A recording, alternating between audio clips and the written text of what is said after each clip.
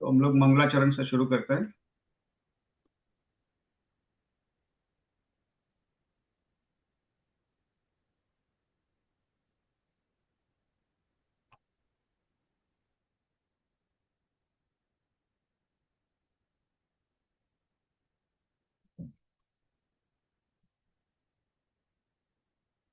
नमो अरिहंताणं नमो सिद्धाणं नमो आयर्याणं नमो उत्सायणं नमो लोके सव्वत्साहुणं नमो अरिहंताणं नमो सिद्धाणं नमो आयर्याणं नमो उत्सायणं नमो लोके सव्वत्साहुणं नमो अरिहंताणं नमो सिद्धाणं नमो आयर्याणं नमो उत्सायणं नमो लोके सव्वत्साहुणं ईसो पंचानमोक्कारो सव्वपावपणासनो मङ्गलाणं च सव्येसी परमं हवै मङ्गलम् मङ्गलं भगवान् वीरो मङ्गलं गवतमो गणी मङ्गलं कुन्दकुन्दार्यो जैनधर्मोऽस्तु मङ्गलम्।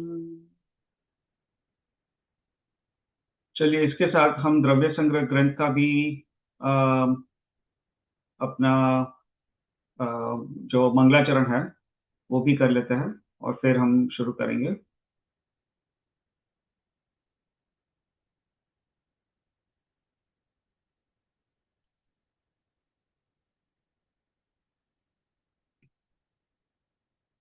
जीवमजीवं दैवम् जिणवरवसहेण जेणणीतिष्ठम् देवेन्द्रविन्द्रवन्दम् वन्दे तं सौवदा शिरसा। ठीक है, चलिए। तो हमने ये द्रव्य संग्रह ग्रंथ है वो शुरू किया था और अब तक हमने उसकी 5 गाथाएं देखी है। तो इन 5 गाथाओं में हमने क्या देखा था उसका हम थोड़ा रिवीजन कर लेते हैं। तो हमने जो पहले तो ये द्रव्य संग्रह का मंगलाचरण है, तो उसको देखा था कि यहाँ पे जो आचार्य नेमी चंद्र चंद्र सिद्धांति देव, जो तीर्थंकर भगवान जिन्होंने जीव और अजीव द्रव्य द्रव्य का निर्देश दिया है, निरूपण किया है, और ऐसे जिनेन्द्र भगवान, तीर्थंकर भगवान जो देवों और इंद्रों के समूह से वंदित हैं, उन्हें वे नमस्कार करते हैं अपना सर झुकाकर, मस्तक झुकाकर ऐसे तीर्थंकर भगवान को नमस्कार करते हैं। तो ये जो है वो द्रव्य संग्रह की पहली गाथा में ये आया है और ये उसका मंगलाचरण भी है। फिर द्रव्य संग्रह की जो दूसरी गाथा है उसमें जीव को 9 प्रकार से इस ग्रंथ में जीव को 9 प्रकार से उस जीव को समझाया गया है। राइट, क्योंकि हम जीव है तो हमें अपना स्वरूप जानना है, तो हम हमारा स्वरूप क्या कैसा है उसको यहाँ पे समझाया गया है। तो यहाँ पे उसके 9 प्रकार से, 9 गुणों से, 9 पैरामीटर से जीव को समझाया गया है। तो यहाँ पे ये जो दूसरी गाथा है उसपे क्या कहा है? जीवो उव ओगमो अमुत्तिकत्ता सदेह परिमाणो होता संसारथो सिद्धो सो विससो डगई। तो उसका अर्थ हुआ जीव जीता है। तो जीव कैसे जीता है वो फिर समझाया है आगे की गाथाओं में। फिर उपओगमो यानी जीव उपयोगमयी है। फिर जीव अमूर्ति है, अमूर्तिक है, अमूर्ति यानी अमूर्तिक है। जीव करता है, किस चीज का करता है वो हम आगे देखेंगे। फिर जीव सदेह परिमाणो यानी खुद के देह के प्रमाण है। फिर जीव भोक्ता है, भोक्ता। फिर जीव संसारी भी हो सकता है और सिद्ध भी हो सकता है। और जीव स्वभाव से ऊर्ध्व गमन करने वाला है, विससो डगई यानी स्वभाव से ऊर्ध्व गमन करने वाला है। राइट, तो ये जो है वो जीव को 9 प्रकार से यहाँ पे समझाया गया है। अभी यहाँ पे सिर्फ ये मेन पेरेंट गाथा है। अभी इसके बाद जो बाकी की जो गाथा है वो हर एक ये जो जो पैरामीटर्स है उसको डिटेल में समझा गया है। तो जीव जीता है तो कैसे जीता है वो तीसरी गाथा में समझाया गया है। राइट, ये पहला जो पॉइंट है यहाँ पे पहला पैरामीटर है। वो तीसरी गाथा में समझाया है। तो तीसरी गाथा में क्या है, ये है, तिक्काले चदुपाणा इंदिय बल माऊ आणपाणो य व्यवहारा सो जीवो ऋक्षयणयदो दुचेदना जस्स। यानी तीन काल में जीव चार प्राणों से जीता है, और वो चार प्राण कौन से है? इंद्रिय, बल, आयु और श्वासोश्वास। परंतु ये तो व्यवहार का कथन है, यानी व्यवहार से जीव इन चार प्राणों से जीता है, और निश्चय से तो जीव अपने चेतना गुण से जीता है, चेतन प्राणों से जीता है। राइट। तो ये तीसरी गाथा है, इसको हमने थोड़ा विस्तार से समझा था, यहाँ पे हम सिर्फ रिवीजन कर रहे हैं, तो इसलिए सब डिटेल में वापस हम रिपीट नहीं कर रहे हैं यहाँ पे। तो ये तीसरी गाथा में हमने ये जाना जीव कैसे जीता है। फिर ये जो दूसरी गाथा है उसमें फिर उसके बाद आएगा, ये शब्द आया, जीव उपयोगमयी है, उव ओग मवो। राइट। तो जीव उपयोगमयी है। तो उपयोग यानी क्या है? ज्ञान और दर्शन। तो अभी अगली जो तीन गाथाएं हैं, यानी गाथा नंबर 4, 5 और 6, ये उपयोग से रिलेटेड है। तो उसमें गाथा नंबर 4 और 5 हमने कवर की थी, आज हम 6 और 7 करेंगे। तो 4 और 5 जो है उसमें उपयोग जो है उसके बारे में आया था, तो अभी उसका भी हम रिवीजन कर लेते हैं।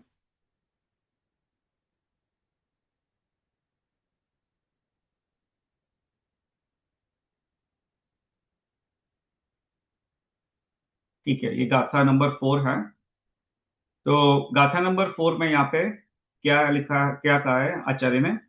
यहाँ पे उव ओगो दुबी अप्पो दंसणाण च दंसणम चदुधा चक्षु अचक्षु ओहि दंसण मध केवलम णेयम। यानी ओगो दुवी अप्पो, यानी उपयोग जो है वो दो प्रकार का है। कौन सा है, कैसा है? दर्शन उपयोग और ज्ञान उपयोग। दंसणम, दंसण यानी दर्शन, और अणाणम यानी ज्ञान। तो उपयोग जो है वो दो प्रकार का है, दर्शन और ज्ञान वाला। और उसमें दर्शन दर्शन जो है वो चार प्रकार का भी हो सकता है, चार प्रकार का भी उसका विभाजन ऐसा कर सकते हैं, भेद कर सकते हैं। तो दर्शन जो है, यानी उपयोग जो है दो प्रकार का है, दर्शन उपयोग और ज्ञान उपयोग। अभी उसमें जो दर्शन उपयोग है वो चार प्रकार का है। तो कौन सा है? चक्षु, अचक्षु, ओहि और केवलम। यानी चक्षु दर्शन, अचक्षु दर्शन, अवधि दर्शन और केवल दर्शन। राइट। इसमें हमने इसको पूरा विस्तार से समझा था कि जो चक्षु इंद्रिय के माध्यम से जो दर्शन होता है, उसके निमित्त से जो दर्शन होता है, उसको चक्षु दर्शन कहता है। और अचक्षु दर्शन यानी बाकी की जो चार इंद्रिय और मन के माध्यम से या उसके निमित्त से जो दर्शन होता है, उसको अचक्षु दर्शन कहता है। ओही यानी अवधि दर्शन, और केवलम यानी केवल दर्शन। तो यहाँ पे केवल दर्शन है। और ये जो तीन दर्शन है, चक्षु दर्शन, अचक्षु दर्शन और अवधि दर्शन, वो ज्ञान से पहले होते हैं। परंतु जो केवल दर्शन है वो केवल ज्ञान के साथ होता है, केवल ज्ञान के पहले नहीं होता है, केवल ज्ञान के साथ होता है। तो ये हमने चौथी गाथा में पढ़ा था। क्योंकि यहाँ पे उपयोग के बारे में कहा है, राइट। तो पहले उपयोग दो प्रकार का है, और फिर उसमें ज्ञान उपयोग और दर्शन उपयोग, और सॉरी, दर्शन उपयोग और ज्ञान उपयोग, और फिर दर्शन उपयोग के चार प्रकार है वो यहाँ पे कहे। अभी जो पांचवी गाथा है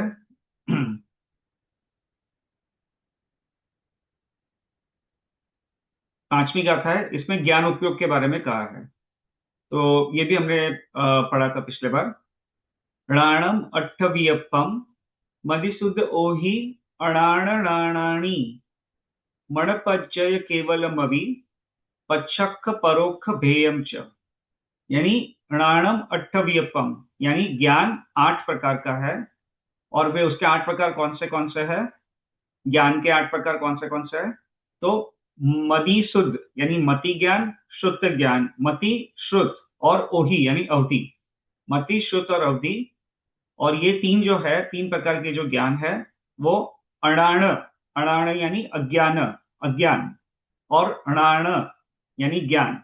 तो ये तीन प्रकार के जो ज्ञान है वो अज्ञान भी हो सकता है, ज्ञान भी हो सकता है। तो उसके यहाँ पे छह भेद हो गए। और मणपर्यय यानी मन पर्यय, और केवलमवि यानी केवल ज्ञान। और मन पर्यय और केवल ज्ञान, ये और भी दो भेद है। ये हमेशा ज्ञान रूप ही होता है, वे कभी अज्ञान रूप नहीं होता है। तो इस तरह से ऊपर के छह, मति ज्ञान, शुद्ध ज्ञान और अवधि ज्ञान, उसमें ये तीन अज्ञान भी हो सकते हैं, तो मति अज्ञान, श्रुत अज्ञान, अवधि अज्ञान, और फिर ये तीन ज्ञान भी हो सकता है, तो मति ज्ञान, श्रुत ज्ञान और अवधि ज्ञान। तो इस यहाँ से 6 प्रकार हो गए। और मन पर्याय ज्ञान और केवल ज्ञान, बाकी के दो, यानी 8 प्रकार टोटल हो गए। और उसके अगर और अलग तरह से भेद करना है ज्ञान के, तो 2 प्रकार से भी हो सकता है, पच्छख, परोक्ष। पच्छख यानी प्रत्यक्ष, और परोक्ष यानी परोक्ष। तो इस तरह से भी ज्ञान के दो भेद हो सकता है। ये हमने पिछली बार इसको डिटेल में पढ़ा था। ठीक है, तो ये अपना रिवीजन हो गया। जो 5 गाथा द्रव्य संग्रह में अभी तक हमने कवर की है, उसका यहाँ पे अपना रिवीजन हो गया। अब आज जो है, हम छठी गाथा से शुरू करेंगे। परंतु छठी गाथा से शुरू शुरू करें उससे पहले किसी को कोई भी प्रश्न हो तो पूछ सकता है।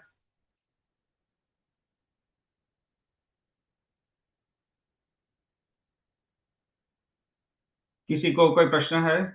विशाल भाई, आपकी कोई क्लास मिस हुई थी शायद, तो आपको कोई प्रश्न है तो आप भी पूछ सकते हो। वैसे तो आप अगर ज्यादा डिटेल में चाहिए तो वो आपको रिकॉर्डिंग ही सुनना पड़ेगा, बट नहीं नहीं नहीं, आई थिंक इट्स गुड, क्योंकि हमने ज्ञान का पहले, इसके पहले ही हमने ज्ञान की बात की थी, तो similar, like you can see the flow similar in terms of हाँ, द टाइप्स ऑफ ज्ञान and everything, so it's perfect. Okay, ठीक है। चलिए, तो फिर आज जो है, हमारी जो अगली गाथा है वहां से हम शुरू करते हैं।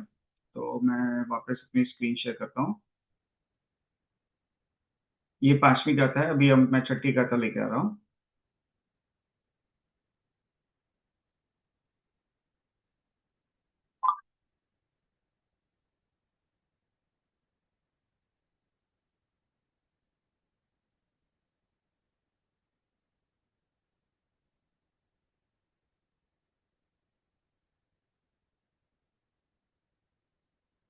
ठीक है, चलिए। ये छठी गाथा है, ये भी उपयोग से ही रिलेटेड है। तो उपयोग जो है, हमने जीव का जो एक्सप्लेनेशन है वो 9 प्रकार से समझ रहे हैं। उसमें से जो पहला है वो जीव जीता है, और दूसरा है जीव उपयोगमय है। तो जीव जो उपयोगमय है, उसके हमने दो, उसके भेद या 2 प्रकार हमने पढ़े थे। आई मीन सॉरी, दो, उसके ऊपर उपयोग के ऊपर हमने 2 गाथा पढ़ ली। एक दर्शन से रिलेटेड है और एक ज्ञान से रिलेटेड है, ओवरऑल। अब ये जो तीसरी गाथा है उपयोग से रिलेटेड, उसको हम पढ़ रहे हैं। तो यहाँ पे क्या कहा है, यहाँ पे आचार्य ने, इसको पहले गाथा को पढ़ लेते हैं, फिर इसका हम अर्थ समझेंगे। अट्ठ चदुणान दंसण सामरणं जीवलक्षणं गणीयम् व्यवहार शुद्धनया शुद्धं पुणदंसणं राणम्। वापस एक बार इस गाथा को पढ़ लेते हैं। अट्ठ चदुणान दंसण सामरणं जीवलक्षणं गणीयम् व्यवहार शुद्धनया शुद्धं पुणदंसणं राणम्। ठीक है, ये जो प्राकृत में जो पहली बार पढ़ते हैं तो थोड़ा जटिल लगता है, परंतु जब इसका अर्थ समझ में आ जाता है शब्दों का, तो एक बहुत सरल लगता है। राइट। तो यहाँ पे आचार्य ने क्या कहा है, अट्ठ चदु णाण दंसण। अट्ठ, अट्ठ यानी 8, चदु यानी 4। तो अट्ठ णाण, अट्ठ णाण, यानी जो 8 है वो ज्ञान है, यानी ज्ञान के 8 प्रकार हमने पढ़े। अट्ठ णाण यानी 8 ज्ञान, और चदु, ये दंसण पे लगेगा, चदु दंसण, यानी 4, चदु यानी 4, और दंसण यानी दर्शन। तो 8 ज्ञान और 4 दर्शन। सामरण, सामरणम यानी सामान्य से, जीव लक्षणम भणियम, सामान्य से जीव का लक्षण है ऐसा जानना चाहिए। और लेकिन ये क्या है, ये व्यवहार से है। 8, जीव का लक्षण कैसा है, जीव कैसा है कि जीव में 8 प्रकार के ज्ञान और 4 प्रकार के दर्शन पाए जाते हैं। और जिस द्रव्य में इस प्रकार के ज्ञान और दर्शन के गुण पाए जाए, 8 प्रकार के ज्ञान और 4 प्रकार के दर्शन, उसको हम जीव कहते हैं।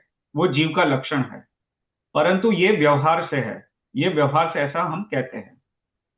और शुद्ध नया, यानी शुद्ध नया यानी निश्चय नहीं। निश्चय नहीं में भी, निश्चय नहीं की भी अलग अलग भेद होता है, तो उसमें जो शुद्ध निश्चय नहीं है उसकी अपेक्षा से शुद्ध नया यानी शुद्ध निश्चय नहीं की अपेक्षा से शुद्धम पूर्ण दंसनम दानम यानी शुद्ध दर्शन और ज्ञान, ये जो है वो जीव का लक्षण है। ठीक है, तो ये गाथा का अर्थ यहाँ पे ऐसा होता है। फिर इसको भी उसका डिटेल में हम समझेंगे। पहले वापस उसका जो शब्द है उसका पहले मीनिंग वापस समझ लेता हूँ, वापस एक बार रिपीट कर लेता हूँ। अठ अणाण, ये अठ चतु अणाण है ना, तो अठ अणाण ऐसा लेना है। आठ ज्ञान, चतु चार, दंसन यानी दर्शन, चार दर्शन। क्योंकि हमने जो पिछली गाथा है उसमें आठ ज्ञान के प्रकार को समझे, और उससे पहले की गाथा है उसमें चार दर्शन के प्रकार समझे। राइट, तो यहाँ पे वो बोल रहे कि जो आठ ज्ञान और चार दर्शन सामान्य से, सामान्यम यानी सामान्य से, जीव लक्षणम जीव का लक्षण है ऐसा जानना चाहिए। भणियम यानी जानना चाहिए। और लेकिन ये जो है वो व्यवहार से है, ये जीव का लक्षण है वो व्यवहार से, ये व्यवहार का कथन है। और शुद्ध निश्चय नहीं से अगर कहे तो शुद्धम पूर्ण दंसनम णाणम यानी शुद्ध निश्चय नहीं से शुद्ध नया, शुद्ध दर्शन और ज्ञान। पूर्ण यानी और, ये एक्चुअली ऐसा अगर हम हिंदी में लिखेंगे तो लिखेंगे दर्शन और ज्ञान, लेकिन यहाँ पे ऐसा प्राकृत में ऐसा लिखा है कि पूर्ण यानी और, शुद्ध और दर्शन ज्ञान, यानी यहाँ पे ऐसा लेना है दर्शन और ज्ञान, ऐसा उसका मीनिंग इंटरप्रेट करना है। तो शुद्ध दर्शन और ज्ञान ये जो है वो जीव का लक्षण है। ठीक है, तो ये छठी गाथा है, उस पे ये आचार्य ने कहा है। अभी इसको थोड़ा हम इसका विस्तार से हम पहले इसको समझ लेते हैं। तो इसका जो पहले अनव्य अर्थ है इसको एक बार पढ़ लेते हैं। तो इसका अनव्य अर्थ है यह है कि व्यवहार यानी व्यवहार से, व्यवहार नहीं से, अट्ठणाण यानी आठ प्रकार का ज्ञान और चार प्रकार का दर्शन सामान्य से जीव का लक्षण कहा गया है। और शुद्ध निश्चय नहीं से शुद्ध दर्शन और शुद्ध ज्ञान जीव का लक्षण है। ठीक है, तो व्यवहार से हमने क्या कहा कि जीव में ज्ञान और दर्शन है, लेकिन उसके अलग अलग भेद करके कहा।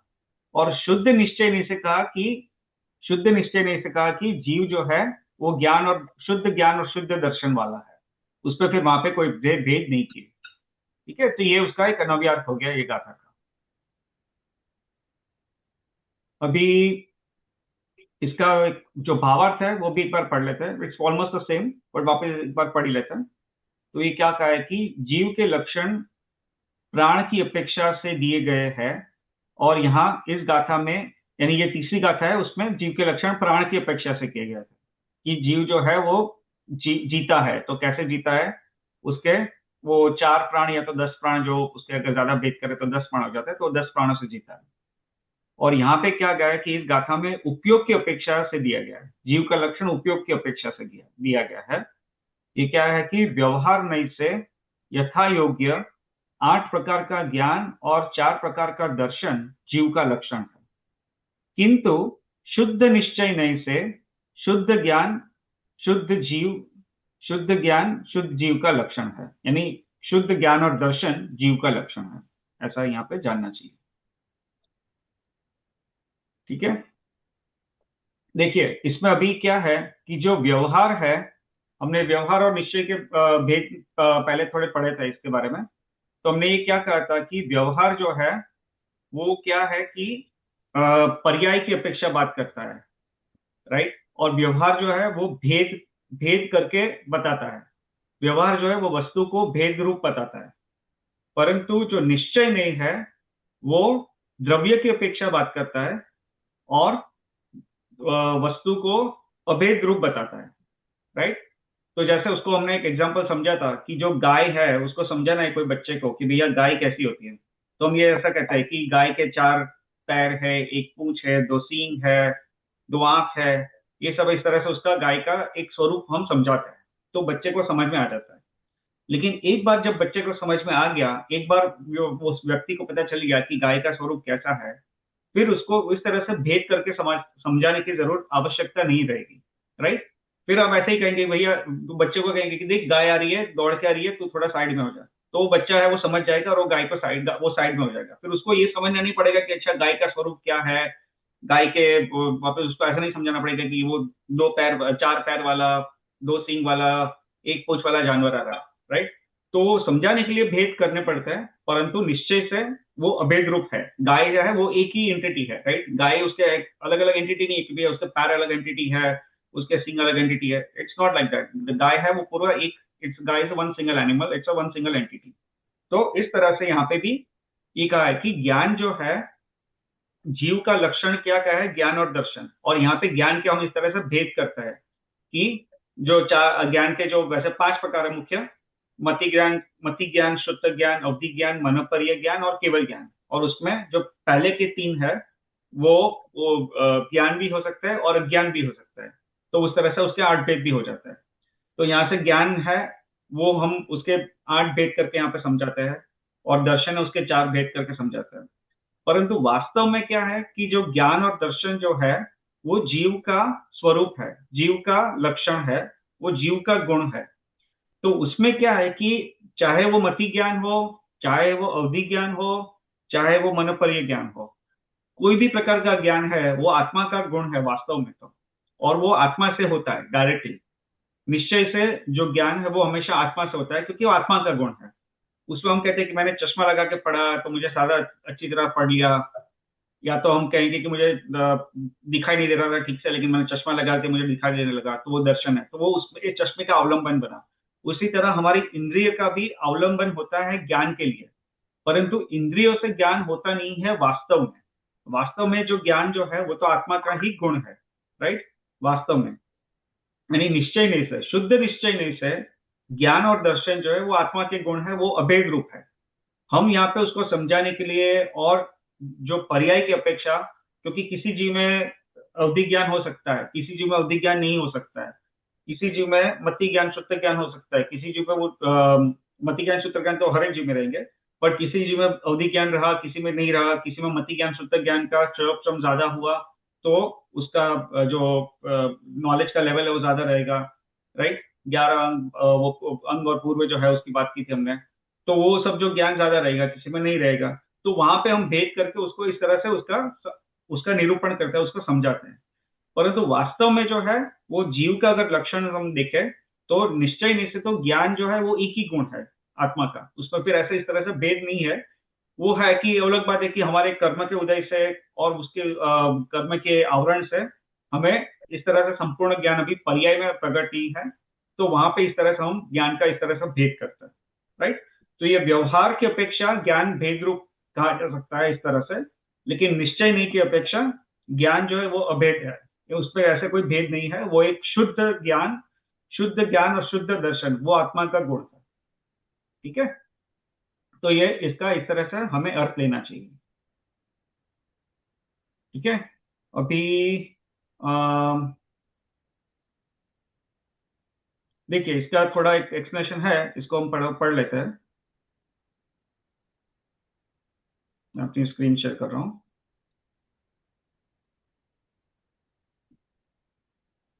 सामान्य लक्षण, यहाँ जो जीव का लक्षण व्यवहार नहीं से कहा है, उसमें संसारी या मुक्त जीव का पृथक पृथक कथन नहीं किया है।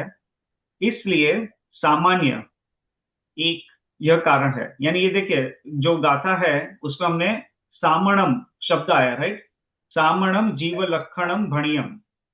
ये देखिए, अठ चतुर्णाणम दंसणम सामणम जीव लक्षणम भणियम। सामणम, सामणम ये शब्द आया, सामणम यानी सामान्य से।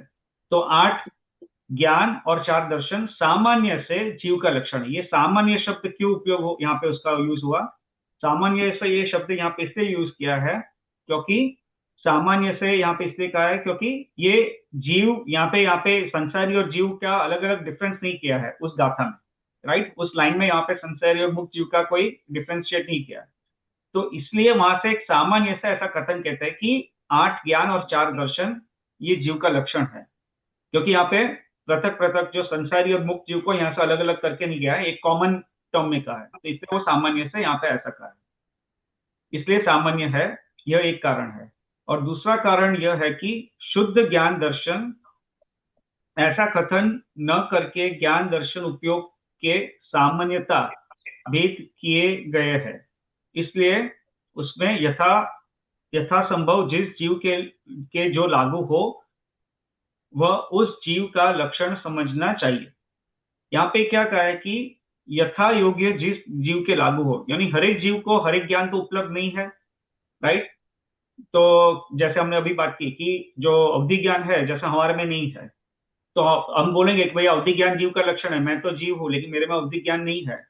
तो यहाँ पे इसलिए यहाँ पे सामान्य शब्द यूज किया है कि सामान्य शब्द यानी यहाँ पे यथा योग्य जिस जीव के लिए लागू हो उस तरह से उसका लक्षण समझना चाहिए, राइट। तो मेरे में अवधि ज्ञान नहीं है फिर अभी, परंतु मैं फिर भी जीव हूँ, राइट। तो इसलिए यहाँ पे यथा योग्य यानी जो मेरे लिए जो एप्लीकेबल है वो यहाँ पे जो जो जीव के लिए जो जो जिस प्रकार का ज्ञान एप्लीकेबल है वो उसको उस तरह से अप्लाई करना चाहिए। तो इसलिए वो अंडरस्टैंडिंग के लिए यहाँ पे एक सामान्य शब्द यूज किया गया, ठीक है।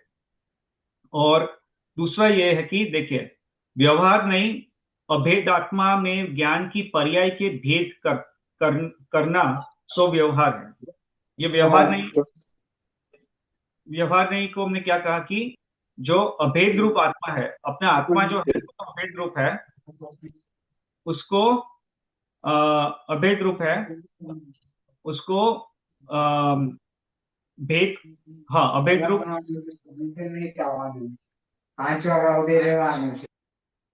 अब मैंने सबको म्यूट कर दिया। हाँ, अभेद आत्मा में ज्ञान की पर्याय के भेद करना सो व्यवहार है। यानी अपना जो आत्मा है वो तो अभेद रूप है, उसमें कोई भेद नहीं है, आत्मा तो एक ही एंटिटी है, परंतु उसमें जो ज्ञान गुण है उसकी भी पर्याय के भेद करना, उसकी पर्याय के भेद करके उसको समझाना, ये जो है ये आ, ये भेद रूप है।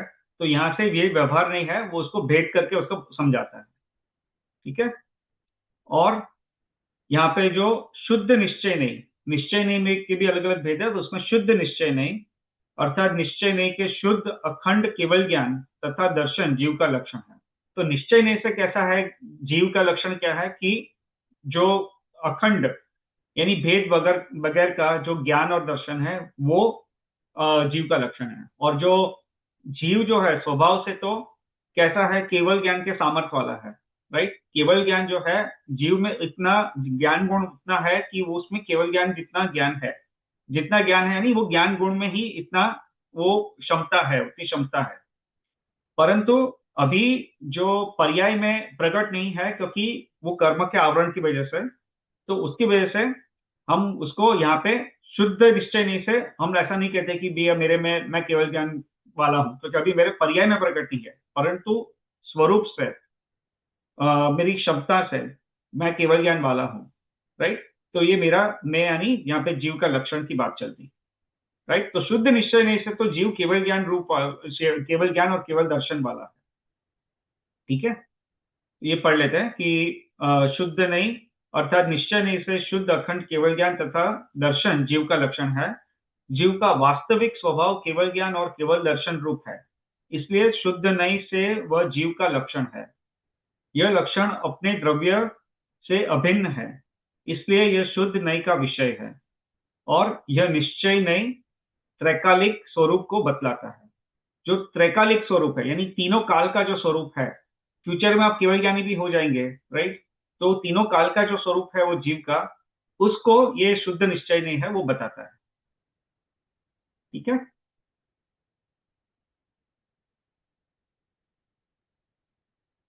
ठीक है, चलिए। तो यहाँ पे जो अपनी जो ये सिक्स गाथा है यहाँ पे समाप्त हुई। तो ये गाथा है, इस पे किसी को कोई प्रश्न है, कोई क्वेश्चन, कोई कोई बात समझ में आई, किसी बात का कोई ज्यादा एक्सप्लेनेशन चाहिए, कोई ऐसा कुछ हो तो बताइए मुझे।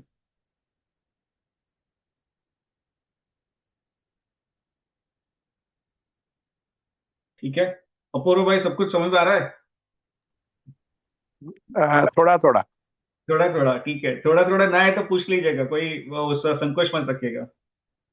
Thank you. ठीक है, चलिए। अभी हम नेक्स्ट जो गाथा है उसको पढ़ते हैं, जो गाथा नंबर 7। तो उस पर हम जाते हैं अभी।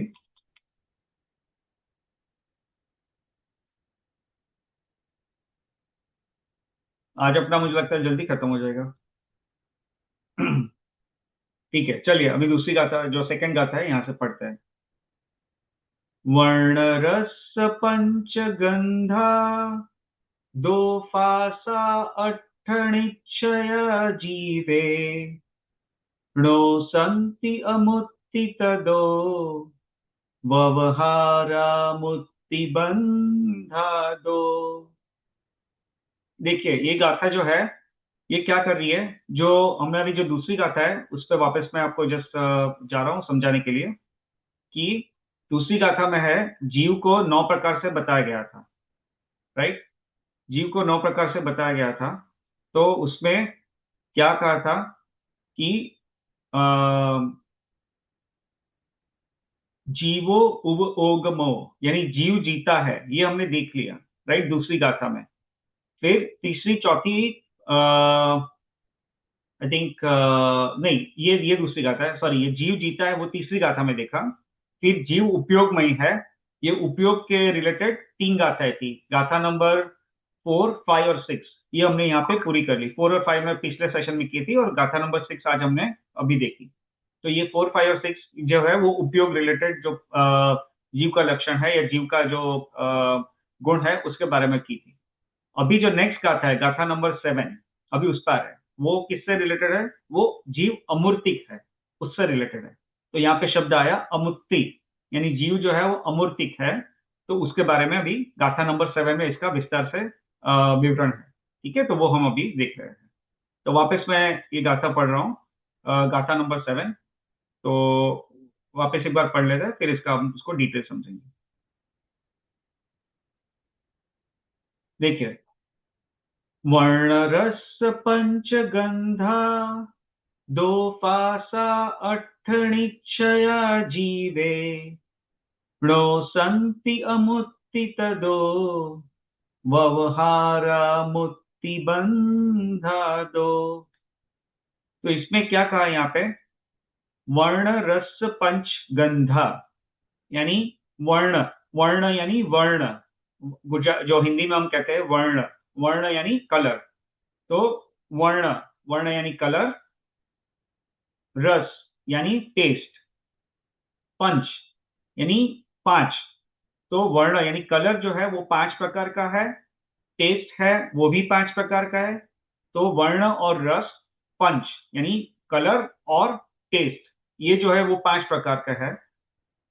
फिर गंधा यानी स्मेल, गंध, ये 2। तो गंध जो है वो 2 प्रकार की है। और फासा, फासा यानी स्पर्श, टच, फासा 8 प्रकार का है। यानी जो टच है वो 8 टाइप्स का है। ये सब अपना जैन रिलीजन में जो आता है उसके हिसाब से हम यहाँ पे पढ़ रहे हैं और इसको हम समझेंगे। तो वर्ण, कलर जो है वो 5 प्रकार का है। वर्ण 5 प्रकार का यानी कलर 5 प्रकार का है। रस यानी टेस्ट 5 प्रकार का है। गंध यानी स्मेल, ये 2 प्रकार की है। और फासा यानी स्पर्श, टच, ये 8 प्रकार का है। और फिर आगे क्या कहा है? निश्चय जीवे णो संति, ये इसको कंटिन्यूसली ऐसे पढ़ना है। निश्चय जीवे णो संति, यानी निश्चय से, ये जो है वर्ण यानी कलर, उसके जो भी भेद है उसको भी छोड़ देते हैं। तो कलर यानी वर्ण, रस, गंध और स्पर्श, ये 4 गुण जो है निश्चया णोसंति जीवे, निश्चय यानी निश्चय से, णोसंति, णो यानी नहीं, और संति यानी होता है, तो नहीं होता है जीव में। निश्चय से ये 4 गुण जो है वर्ण, रस, गंध और स्पर्श, ये जो 4 गुण है निश्चय से जीव में नहीं होते हैं। अमुत्ति तदो, अमुत्ति यानी इसलिए, तदो यानी इसलिए, इसलिए जीव जो है अमूर्तिक है। अमुत्ति तदो यानी इसलिए, तदो यानी इसलिए, अमुत्तिक यानी जीव जो है वो अमूर्तिक है। परंतु ये निश्चय से हुआ, तो निश्चय से जो है वो जीव अमूर्तिक है, क्योंकि इसमें वर्ण, रस, गंध और स्पर्श, ये जो 4 गुण है वो जीव में नहीं होते हैं, और उस निश्चय से नहीं होते हैं, नहीं होते हैं।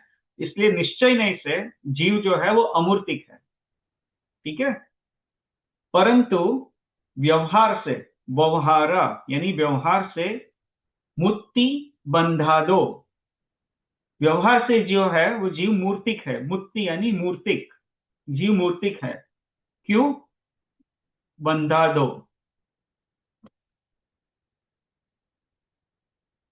तो यहाँ पे क्या आचार्य ने कहा कि जीव मूर्तिक है। क्यों? क्योंकि बंधादो यानी बंध, बंध से युक्त है। बंध यानी कर्मबंध। जीव जो है कर्मबंध से युक्त है, कर्मबंध वाला है, कर्म वाला है। और कर्मबंध के कारण जीव जो है, हम कहते हैं कि व्यवहार से हम जीव को कहते हैं कि जीव मूर्तिक है, ऐसा उपचार का कथन है। ठीक है। तो वापस इसको एक बार बता देता हूं, फिर आगे उसका हम डिटेल्स पढ़ेंगे। वर्ण रस पंचगंधा यानी वर्ण और रस यानी कलर और टेस्ट, ये 5 प्रकार के होते हैं। गंधा यानी स्मेल 2 प्रकार की होती है। फासा, फासा यानी स्पर्श, टच, ये जो है वो 8 प्रकार का होता है। तो ये इस तरह से colour, taste, smell and touch, ये जो है निश्चय से जीव में नहीं होते हैं, और इस वजह से जीव जो है वो अमूर्तिक है। निश्चय से जीव अमूर्तिक है। परंतु व्यवहार से जीव जो है वो कर्मबंध से सहित है, और उसकी वजह से जो जीव जो है हम उसको उपचार से मूर्तिक कहते हैं। ठीक है। तो जीव वास्तव में तो अमूर्तिक है, जीव मूर्तिक नहीं है यानी रूपी नहीं है। परंतु बिकॉज, क्योंकि जीव जो है वो कर्मबंध वाला है, और कर्म जो है वो पुद्गल द्रव्य है, और पुद्गल जो है वो मूर्तिक है, तो हम उपचार से जीव को मूर्तिक कहते हैं। ठीक है। व्यवहार से, व्यवहार से यहाँ पे भी व्यवहार भी, मैं तो उपचार कहूंगा, व्यवहार भी नहीं कहूंगा। उपचार यानी उपचार है वो एक व्यवहार का एक उसका एक्सप्लेनेशन है, सिनोनियम है, बट यहाँ पे उसको समझना है कि उपचार से हम जीव को मूर्तिक कहते हैं, ऐसा जानना चाहिए। ठीक है। चलिए, तो ये इसका एक, मैंने एक ये एरो थोड़ा इंडिकेट करके बता दिया है, तो इसलिए थोड़ा समझ नहीं दे रहा है। तो ये वर्ण और रस 5 है, गंध है वो 2 है, और फासा यानी स्पर्श जो है वो 8 है। अठ, अठ यानी 8 है। तो ये इस तरह से अ, उसका ये नंबर्स है। ठीक है। देखिए, इसका भी हम लोग एक बार अनव्यार्थ और भावार्थ भी पढ़ लेते हैं, और फिर आगे इसका जो डिटेल है, डिटेल में एक्सप्रेशन समझेंगे।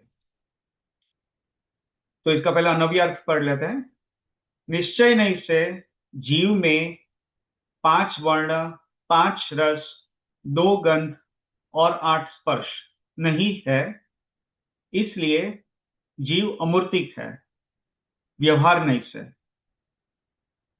यानी निश्चय से वो जीव अमूर्तिक है, परंतु व्यवहार नहीं से कर्मबंध के कारण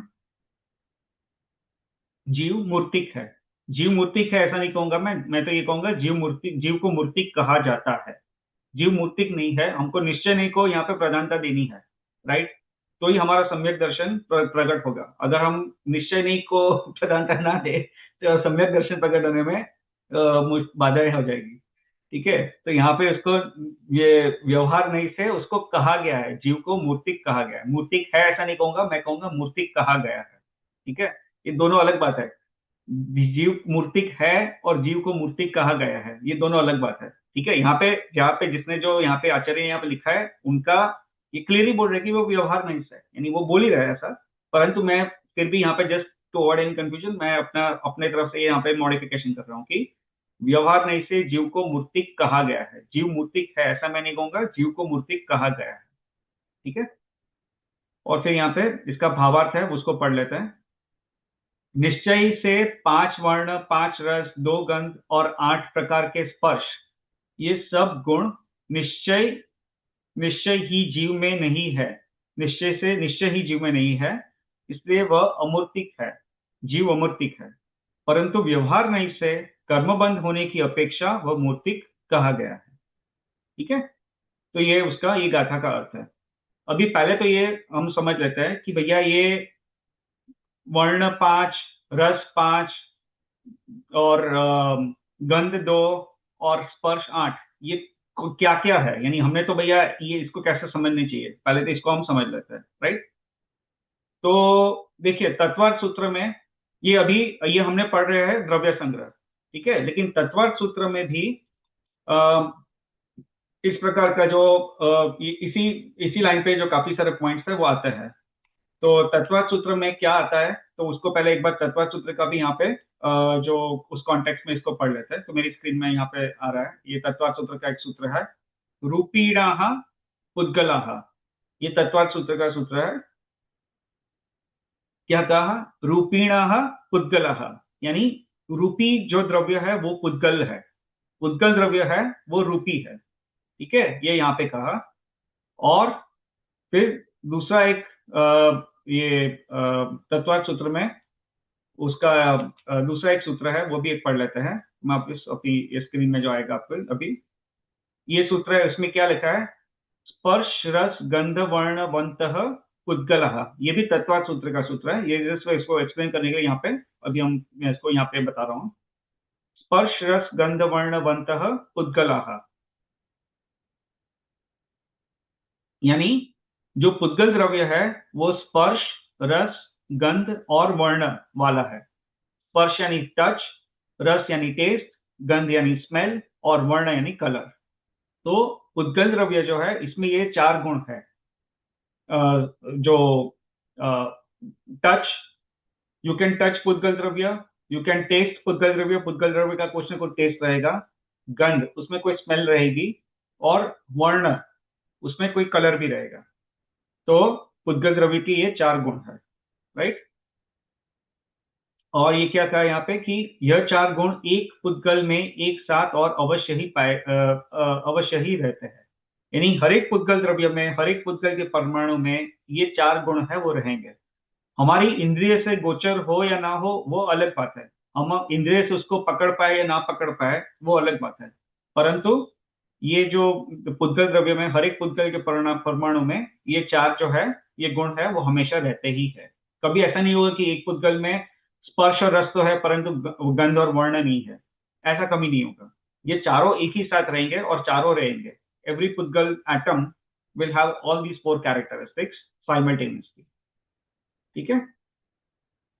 ठीक है, तो अभी यहाँ पे आचार्य ने कहा कि भैया वर्ण जो है वो कितने 5 है। तो 5 वर्ण कौन से है? तो ये जैन दर्शन में ही आता है कि काला, नीला, पीला, सफेद और लाल के वर्ण के भेद से वर्ण 5 प्रकार के हैं, ठीक है। ये अलग अलग ग्रंथ में, अपने जैन के ग्रंथ में ये सब आता है। राजवार्तिक है, तत्वार्थ सूत्र की टीका है, गोमटसार जीवकांड है, उसमें सब में ये अलग अलग आता है। तो इसमें कौन सा कहा? नीला, नीला यानी ब्लू। फिर सॉरी, मैं यहीं पे पढ़ लेता हूँ। सफेद, सबसे पहले तो सफेद और काला, ये दो कलर्स हो गए, सफेद और काला यानी व्हाइट और ब्लैक। और फिर बाकी के जो 3 प्राइमरी कलर्स है वो लाल, नीला, रेड, ब्लू और पीला, येलो। यहाँ पे ग्रीन कलर है but don't get confuse over here, पीला यानी येलो, यहाँ पे बताया। तो रेड, ब्लू और येलो, ये जो है वो 3 मुख्य कलर कहे हैं, और बाकी के 2 सफेद और काला। तो ये जो है टोटल 5 कलर है जैनिज्म में कहे गए हैं। और आप अगर मॉडर्न साइंस के हिसाब से भी देखोगे तो जो प्राइमरी कलर्स है वो तो सब वहां पे कुछ 3 कलर ही कहेगा। I think there is a mismatch between what science says and what Jainism is saying here, कि उसमें पीला नहीं है, उसमें शायद वो ग्रीन आता है वहां पे, राइट। लेकिन यहाँ पे जो है अपने शास्त्र में ये कहा गया है कि लाल, नीला और पीला। तो बाकी के जो कलर्स है वो इसके कॉम्बिनेशन से बन जाते हैं, राइट। बाकी के कलर्स है वो इसके कॉम्बिनेशन को मिक्स एंड मैच करोगे तो अलग अलग कलर्स बन जाएंगे, परंतु जो मुख्य कलर है वो 5 है। तो ये जैनिज्म में यहाँ पे जो गाथा में हम आया, राइट, वर्ण पंच, वर्ण पंच यानी 5 कलर है। तो 5 कलर है वो, ये 5 कलर है, सफेद, काला और फिर लाल, नीला और पीला, ये 5 कलर हो गए। तो ये 5 कलर है वो अपने जैनिज्म के हिसाब से, ये 5 जो है वो मुख्य कलर है। फिर टेस्ट, वर्ण रस पंच, राइट, वर्ण रस पंच ये आया, राइट। तो रस, रस यानी टेस्ट, तो टेस्ट भी है वो भी 5 प्रकार के हैं।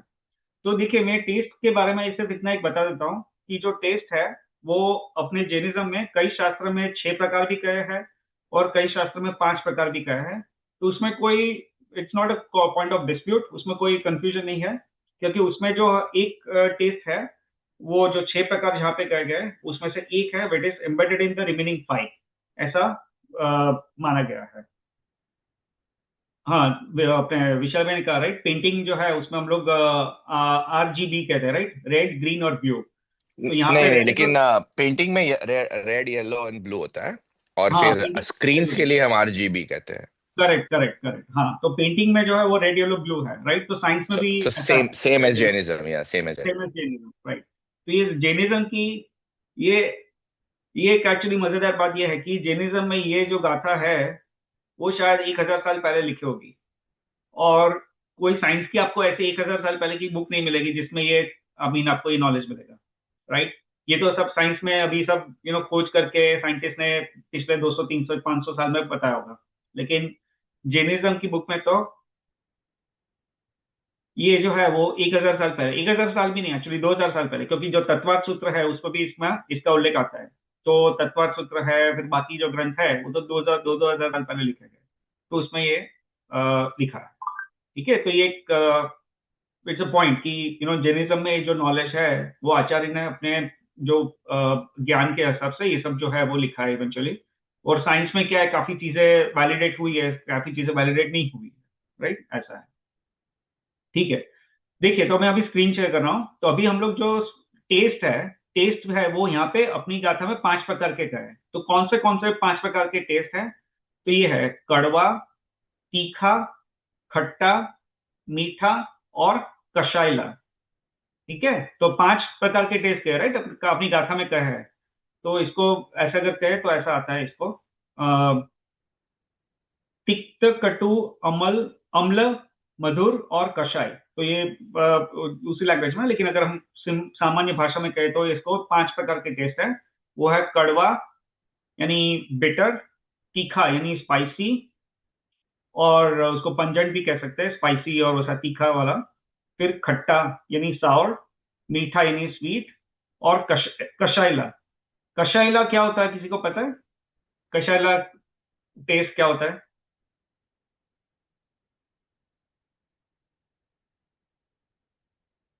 देखिए, कषायला जो है उसको मैं थोड़ा बता देता हूँ। देखिए, एक्चुअली इसका एक दूसरा मैं आपको बता देता हूँ। हाँ, देखिए, ये स्क्रीन में बता रहा हूँ। देखिए, कषायला रस यानी कषाय रस यानी इसको बोलते हैं एस्ट्रिंजेंट टेस्ट। वह रस है जो मुंह में खाकर जीभ और तालू को सिकोड़ता है। कोई भी ऐसी चीज खाई जिसको खाने से वो क्या करता है, जीभ और तालू को सिकोड़ता है। जॉ, तालू यानी अपना जो जो माउथ में ऊपर का जॉ का जो ऊपर का पार्ट है उसको सिकोड़ता है, यानी इट इट लाइक उसको कंडेंस करता है, यानी उसको खींचता है, ऐसा सिकोड़ता है, ऐसा आपको फीलिंग आएगी। जैसे कुछ खाने के बाद मुंह सुन्न या कसा कसा सा लगने लगता है। तो उसका जो एग्जाम्पल है उसमें थोड़े एग्जाम्पल्स यहाँ पे दिए गए हैं। जैसे अनार है, तो खासकर इसके दाने या छिलका, अनार का जो छिलका है, वो जो है वो आप खाओगे तो आपको एक कैसा आएगा। फिर आंवला जो है, आंवला तो आप खाते हैं मोस्टली कॉमन, राइट। तो आंवला जो खाते हैं तो क्या है, मुंह में ऐसा एक टेस्ट आता है कि पूरा जो टंग है वो एक पूरा अंदर से लाइक स्क्विश, वो स्क्वीज होती है, लाइक खींच खींच रहा है अपनी जीभ को, कोई ऐसा लगता है। एक्चुअली होता है कि वो जीभ जो है उसको एक ऐसा टेस्ट आता है। जैसे खट्टा जामुन होता है, जो पेड़ में जामुन उगता है, काला जामुन जो पेड़ में उगता है, तो उसको जामुन खाने से भी ऐसा आता है। फिर चाय जो है वो बिना दूध और चीनी की जो चाय, अगर आप उसकी जो चाय की पत्ती सीधी अगर आप मुंह में डालोगे तो वो भी ऐसा हो जाएगा। तो इस तरह का जो टेस्ट है उसको कषाइला टेस्ट कहा गया है। ठीक है, तो ये जो अपनी गाथा में आया, इसलिए अपनी गाथा में इस तरह से ये सब डिटेल्स नहीं है, परंतु मैं जस्ट एक एज एडिशनल पॉइंट यहाँ पे से बता रहा हूँ कि जो 5 प्रकार के रस हैं, तो अपने शास्त्र में इस 5 प्रकार के रस इस तरह से कहे गए हैं कि कड़वा, तीखा, खट्टा, मीठा और कषायला। ठीक है, ये 5 है। और कई शास्त्र में मैंने कहा ना कि जो कई जगह 6 प्रकार के रस कहे गए हैं। तो वो दूसरे शास्त्र में जो 6 प्रकार के रस कहे गए हैं उसमें और एक आता है खारा, यानी नमक का जो टेस्ट है वो खारा। तो इसमें खारा खारा जो है वो अलग से नहीं लिया गया है। वो खारा है वो इन्हीं जो कैटेगरीज है उसमें से एक सब कैटेगरीज में आ सकता है। बेसिकली। तो इसलिए वो यहाँ पे 5 कहे गए, लेकिन कई जगह शास्त्र में खारा को अलग लिया गया है, तो वहां पे 6 प्रकार के टेस्ट है, ऐसा। ठीक है। और फिर गंध, गंध जो है वो 2 प्रकार की है, सुगंध और दुर्गंध। जो हमें सूंघने से अच्छी लगे वो सुगंध, और जो ऐसी स्मेल जो सुनने सूंघने से अच्छी हमें ना लगे तो उसको हम दुर्गंध कहते हैं। तो ये इस तरह गंध है वो 2 प्रकार की है। तो गाथा में क्या आया था, वापस एक बार मूल गाथा में वापस जाते हैं। तो हमने ये क्या कहा, ये कहा कि वर्ण 5, यानी 5 प्रकार के कलर ये हमने देख लिए। रस 5, ये 5 प्रकार के रस भी देख लिए। फिर गंधा यानी स्मेल, ये दो दो प्रकार की है, वो भी हमने देख ली, ये 2 हो गई। और अभी आया फासा, अट्ठर, यानी जो टच है वो 8 प्रकार का है। तो जो टच है 8 प्रकार का वो कौन सा है, तो उसको भी हम पढ़ लेते हैं।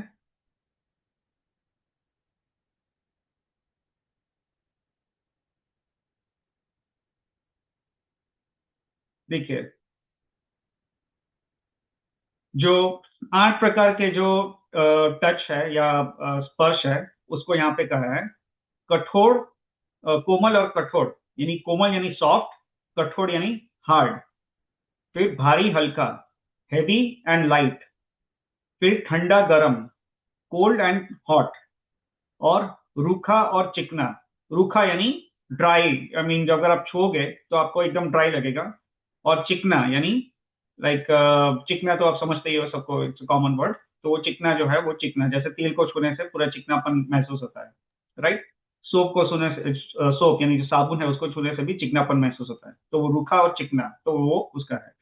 तो यहाँ पे एक्चुअली मुख्य 4 प्रकार है, और उसके फिर उसका ऑपोजिट करोगे तो 8 प्रकार हो जाता है, इस तरह से। तो स्पर्श जो है वो 8 प्रकार का है। वापस, hard and soft, heavy and light, hot and cold, और रूखा और चिकना यानी ड्राई एंड चिकना, बेसिकली जो एक वो स्टिकी, लिक्विड। स्टिकी। अच्छा, सॉरी, कौन क्या रखा आपने? नहीं, स्टिकी मतलब। स्टिकी, हाँ sticky, you can say sticky, yes, dry and sticky, yes.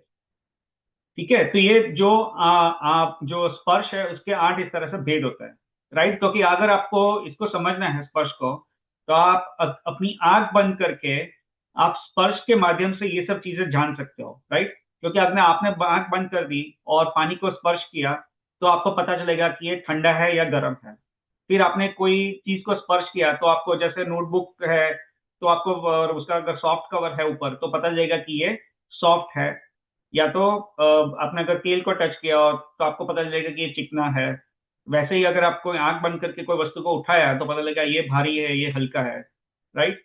और कठोर और कोमल, राइट। तो उसमें जैसे कोई कोमल वस्तु को स्पर्श किया तो सॉफ्ट चीज को, सॉफ्ट टच है जैसे आपके घर पे, तो उसको टच किया तो पता लगेगा कि ये कोमल है। और जैसे कोई हार्ड है वस्तु है, जैसे पेन है, तो it is a hard item, right. It's not like soft, soft यानी like hard means like it's a solid item, तो उसको।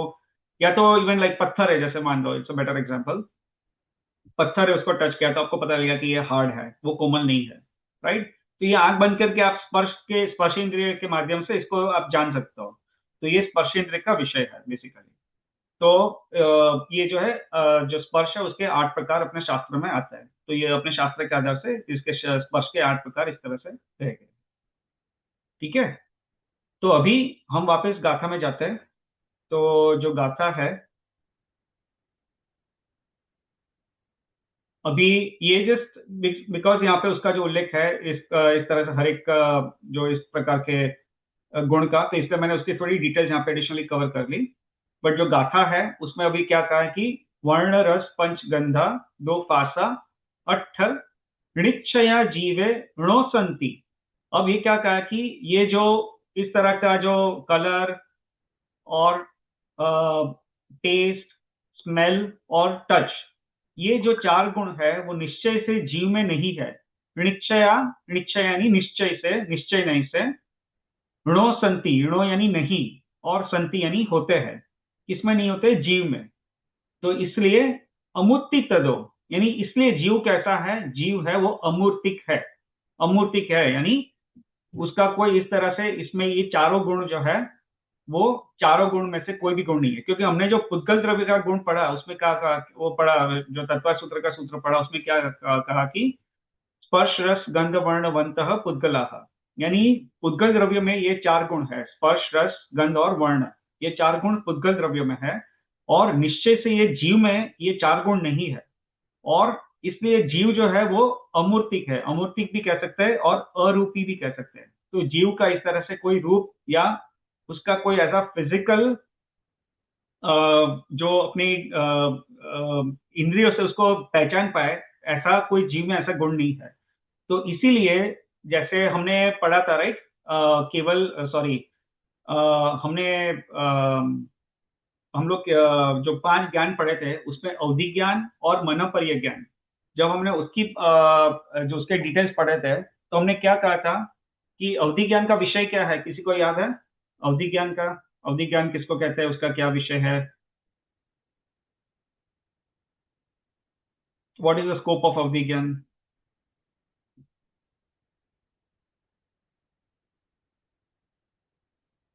ठीक है, देखिए किसी को याद नहीं है तो कोई बात नहीं, मैं बताता हूँ। द्रव्य क्षेत्र और काल तीनों के संदर्भ में पास्ट और फ्यूचर भाव का जो ज्ञान होता है, उसमें जो अरूपी जो होता है वो ही देख सकते हैं ऑफ कोर्स, तो उसको अवधि ज्ञान कहते हैं। हाँ, तो थोड़ी मिस्टेक हुई, you what you trying to say is correct, but what you said there are some mistakes. So अरूपी नहीं, रूपी। अवधि ज्ञान का विषय है वो रूपी हाँ पदार्थ। सॉरी, रूपी, हाँ पुद्गल। हाँ, हाँ, रूपी पदार्थ है। और उसमें क्या है कि द्रव्य क्षेत्र काल और भाव, ये चारों की मर्यादा के सहित रूपी पदार्थ को आत्मा से डायरेक्टली जो जान सकते हैं उसको अवधि ज्ञान कहते हैं, राइट। तो यहाँ पे कहने का पॉइंट यह है कि जो अवधि ज्ञान का जो विषय है वो भी रूपी पदार्थ है, राइट। और लेकिन यहाँ पे क्या कहा गाथा में कि आत्मा जो है, जीव जो है, वो तो अमूर्तिक है या अरूपी है। तो बिकॉज जीव इज अमूर्तिक और अरूपी, जो अवधि ज्ञान में भी आत्मा नहीं देखा जा सकता है। और वैसे ही मनोपर्य ज्ञान भी, उसका भी विषय रूपी पदार्थ है, मनोपर्य ज्ञान का भी विषय रूपी पदार्थ है। तो उसकी वजह से मनोपर्य ज्ञान से भी किसी आत्मा को डायरेक्टली नहीं जाना जा सकता है, नहीं देखा जा सकता है। तो जो आत्मा, आत्मा यानी जीव, जीव जो है या आत्मा जो है, वो सिर्फ और सिर्फ केवल ज्ञान से ही डायरेक्टली दिखता है। दिखता है यानी उसका पता चलता है कि उसका अस्तित्व है। दिखता है नहीं, यहाँ पे उसका शब्द, उसको लेटर मीनिंग मत लेना, उसको समझने का तात्पर्य यहाँ पे कहने का है कि यहाँ पे कोई आत्मा है या नहीं है, राइट। अगर कैसे जानना है, तो अगर आत्मा है, जैसे सिद्ध भगवान का आत्मा है, तो सिद्ध भगवान है वो तो कर्म रहित है। तो उनका आत्मा अभी कहाँ पे है, उसका कैसा स्वरूप है, कहाँ पे, कितने आकाश प्रदेश में फैला हुआ है, कौन सा सिद्ध भगवान का आत्मा कौन कितने आकाश प्रदेश में फैला हुआ है, राइट। ये सब अगर देखना है तो कोई अवधि ज्ञान और मनोपर्य ज्ञान का भी विषय नहीं है वो सिर्फ केवल ज्ञान का विषय है। क्योंकि केवल ज्ञान में ही ये जो रूपी और अरूपी ये दोनों द्रव्य देखे जा सकते हैं। परंतु जो मनोपर्य ज्ञान और अवधि ज्ञान और मनोपर्य ज्ञान में भी सिर्फ रूपी द्रव्य ही देखे जा सकते हैं, अरूपी द्रव्य नहीं देखे जा सकते हैं। तो जीव जो है उसको उस तरह से अवधि ज्ञान और मनोपर्य ज्ञान से भी डायरेक्टली जो है वो आत्मा नहीं दिखता है। परंतु ठीक है, तो जीव जो है वो अमूर्तिक है, यानी अपना अपने में ना तो कोई कलर है, आत्मा में ना कोई कलर है, आत्मा में ना कोई टेस्ट है, आत्मा में ना कोई स्मेल है, और आत्मा में ना कोई टच है। ऐसा नहीं है कि उसको छूने से पता लगे कि ये आत्मा गर्म है, ये आत्मा ठंडा है, ये आत्मा भारी है, आत्मा हल्का है। ये सब जो गुण है वो जीव में या आत्मा में है ही नहीं, ठीक है। तो ये यहाँ पे कहा है निश्चय से आत्मा अपना ऐसा है।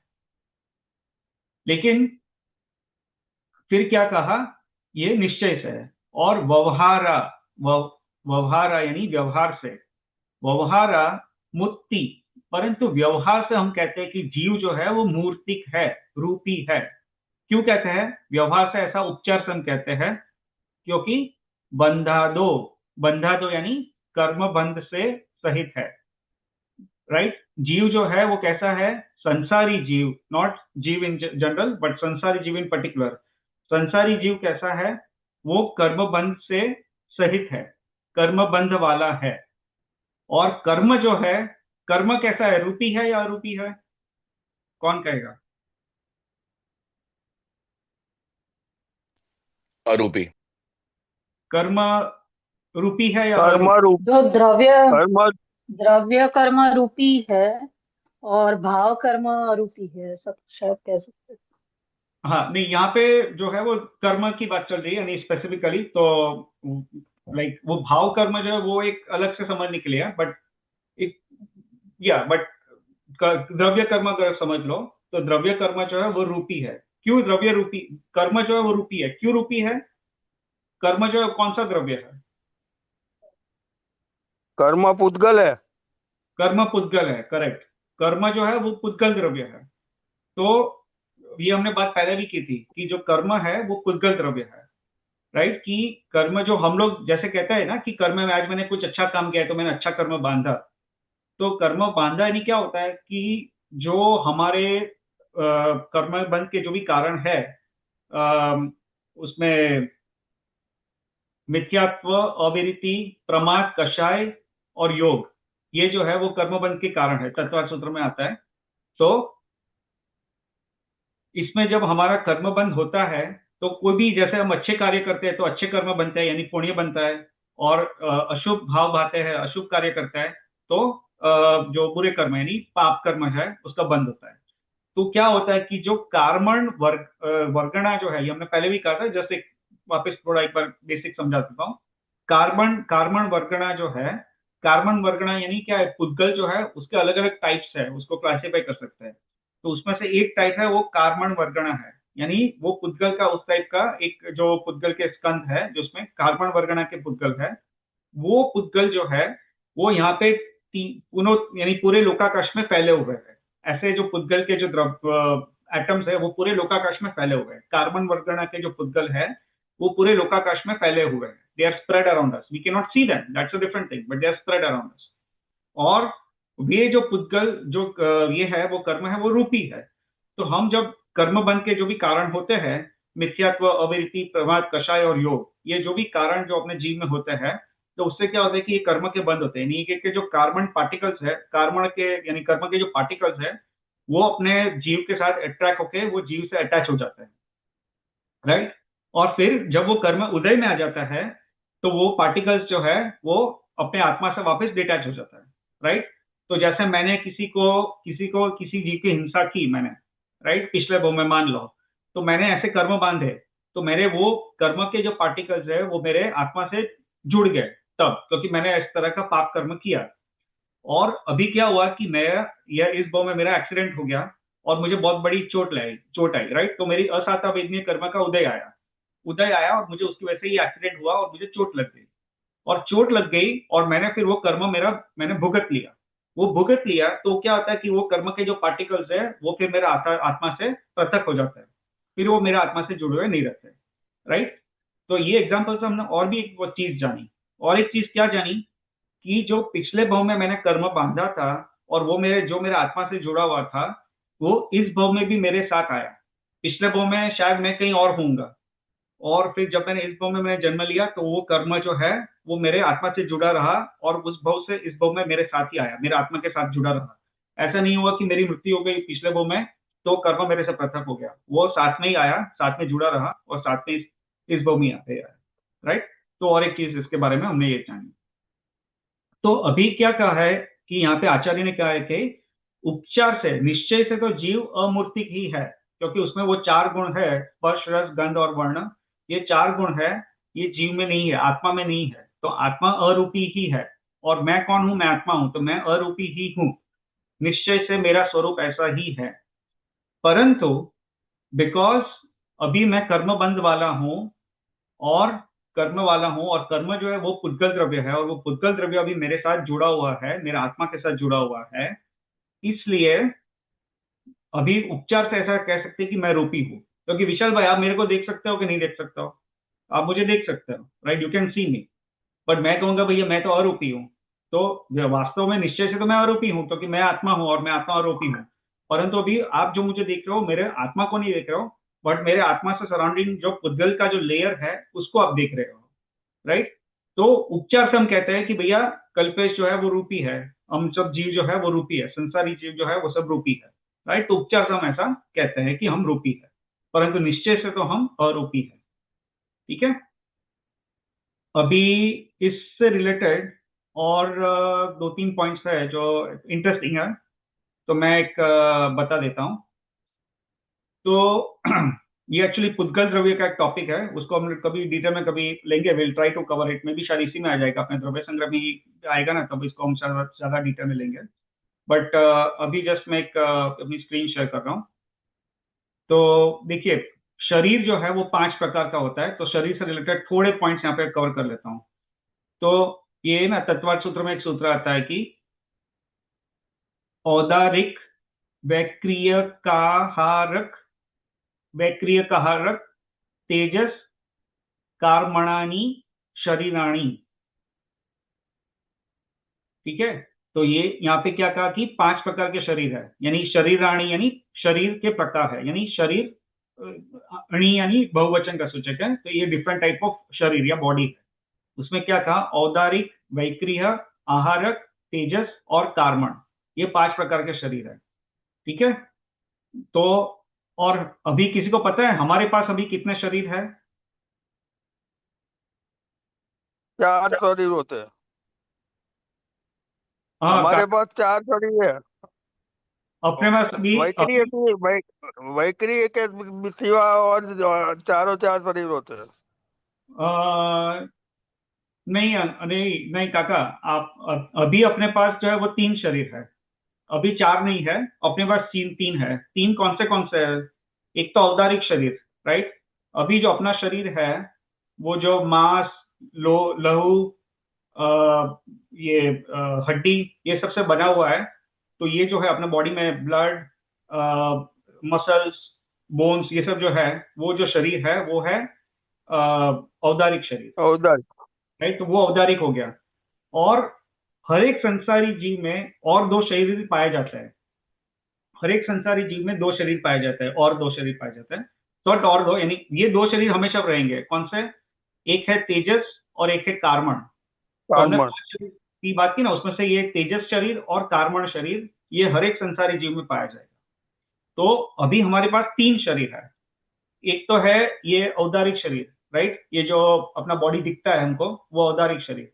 फिर एक कार्मण शरीर। कार्मण शरीर इज नथिंग बट जो अपने 8 प्रकार के कर्म जो है, कार्मण, जो भी मैंने कहा कि जो कार्मण की जो वर्गणा है, जो पुद्गल है, वो पूरा फैला हुआ है यहाँ पे लोकाकाश में। और जब हम कर्म का बंद करते हैं तो वो पुद्गल जो है, वो पुद्गल का परमाणु, पुद्गल के जो स्कंध है, वो कर्मणु परिणमन करके वो अपने आत्मा से जुड़ जाता है, चिपक जाता है। तो वो एक दूसरा कर्म का शरीर है, और वो भी अपने साथ है, राइट। क्योंकि मैंने कहा कि वो पिछले भव में भी मेरे साथ था और इस भव में मेरे साथ है। क्योंकि मैंने पिछले भव में जो कर्म बांधे, वो इस भव में उसका मुझे फल मिल सकता है। क्यों? क्योंकि वो पुद्गल के जो कर्म के जो पार्टिकल्स थे, वो पिछले भव में मेरे से, मैंने जो कर्म बांधे थे वो तब से जुड़े हुए हैं, वो अभी भी मेरे पास साथ जुड़े हुए हैं।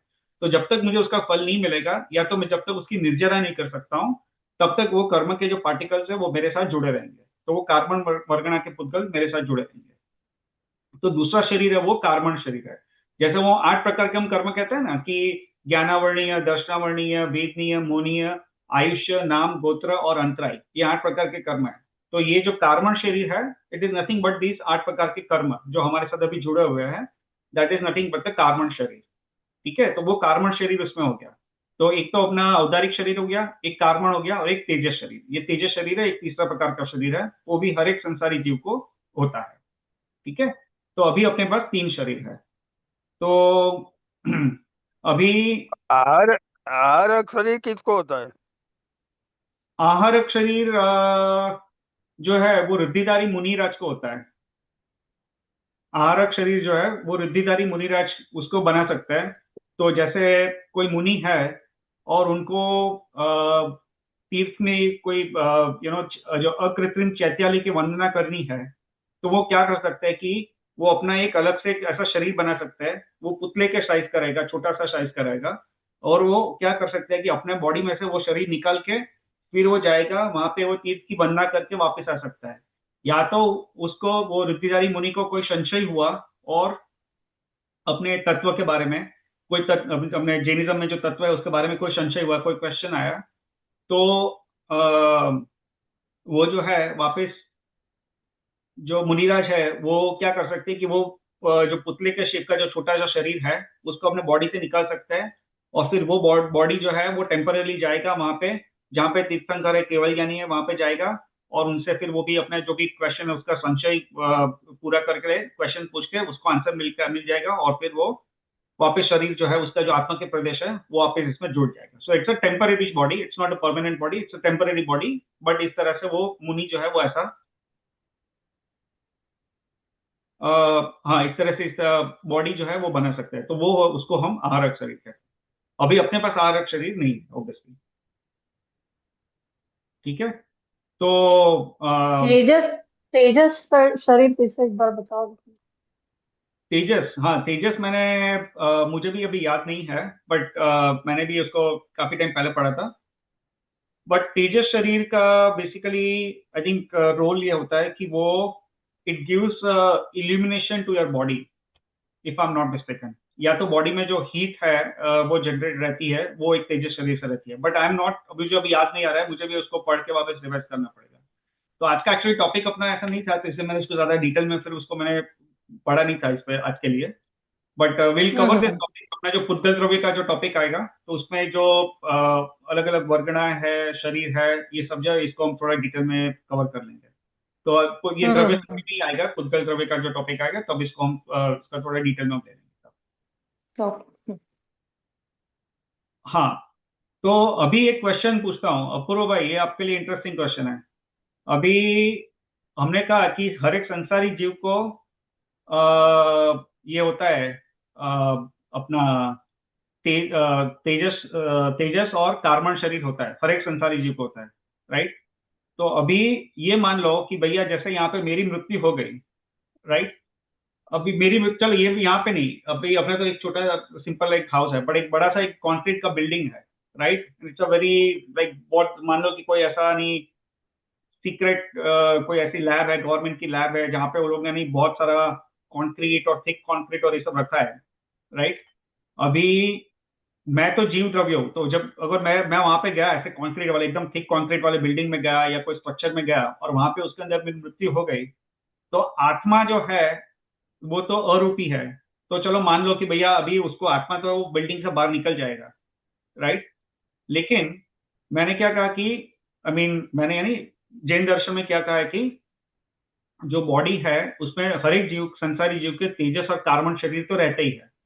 तो तेजस और कार्बन शरीर है वो तो पुद्गल द्रव्य है, तो वो भी उस कॉन्क्रीट से बाहर निकल जाएगा, क्योंकि वो जीव जहां पे जाएगा, अगर जैसे मृत्यु हो गई वहां पे और फिर वो जीव को वहां पे देवलोक में उत्पन्न होना है, तो उसको बॉडी से बाहर, वो बॉडी को बिल्डिंग से बाहर तो निकलना पड़ेगा, राइट। तभी तो जाके वो देवलोक, वैमानिक देव मान लो, तो वैमानिक देव में जाना है, पहले देवलोक में जाना है, तो उतना दूर जाना है, तो बॉडी के साथ फिर वो दो शरीर भी जा पाएंगे या कि नहीं जा पाएंगे, that is the question. I think जा पाएंगे, बिकॉज आत्मा किसी से बंधा हुआ नहीं होता, सो आई थिंक जा सकते। हाँ, लेकिन आपका जो आंसर है वो सही है अपूर्व भाई, यूर राइट। सो जा सकता है, लेकिन आत्मा, आत्मा तो अरूपी है, लेकिन ये शरीर जो है ना वो तो रूपी है, क्योंकि ये तो पुद्गल द्रव्य से बने हुए हैं, और रूपी होने के बावजूद भी ये जो है वो अबाधक है। तो इसके रिलेटेड है ना, मैं यहाँ पे एक अनलेस वो हिंदी पिक्चर जैसे है जिसमें भूत भटकते रहते हैं, दैट्स अ डिफरेंट स्टोरी। हाँ ठीक है, देखिए मैं ये स्क्रीन शेयर कर रहा हूँ। देखिए तेजस और कार्बन शरीरों की क्या विशेषताएं हैं। तो यहाँ पे क्या कहा है कि तेजस और कार्बन शरीर, ये एक कहा है कि अप्रतिघाते, इसके लिए क्या कहा है, तेजस और कार्बन शरीर के लिए कहा है अप्रतिघाते, यानी अप्रतिघात यानी बाधा रहित है, ठीक है। अर्थात ये दोनों शरीर लोक के अंत तक हर जगह जा सकते हैं और हर जगह से निकल सकते हैं। हमने जो भी बात की ना वो, कि जितना मोटा कॉन्क्रीट का स्ट्रक्चर हो, आयन का स्ट्रक्चर हो, कोई भी स्ट्रक्चर हो, ये जो शरीर है तेजस और कार्बन शरीर जो है वो अप्रतिघात वाले हैं, यानी बाधा रहित है। तो there is no physical object in this universe that can block these two type of bodies. तो ये जो दो बॉडी है वो कोई भी इस तरह से फिजिकल ऑब्जेक्ट है उससे अंदर से उसके थ्रू पास करके निकल सकता है, राइट। ये तेजस और कार्बन शरीर की एक खासियत है। तो वो अप्रतिघात है, अपने शास्त्र में आता है, यानी अप्रतिघात यानी बाधा रहित है। अर्थात ये दोनों शरीर लोक के अंत तक हर जगह जा सकते हैं और जगह से निकल सकते हैं। लोक के अंत तक, अंत तक क्यों कहा यहाँ पे, लोक के अंत तक, ये अंत तक क्यों कहा?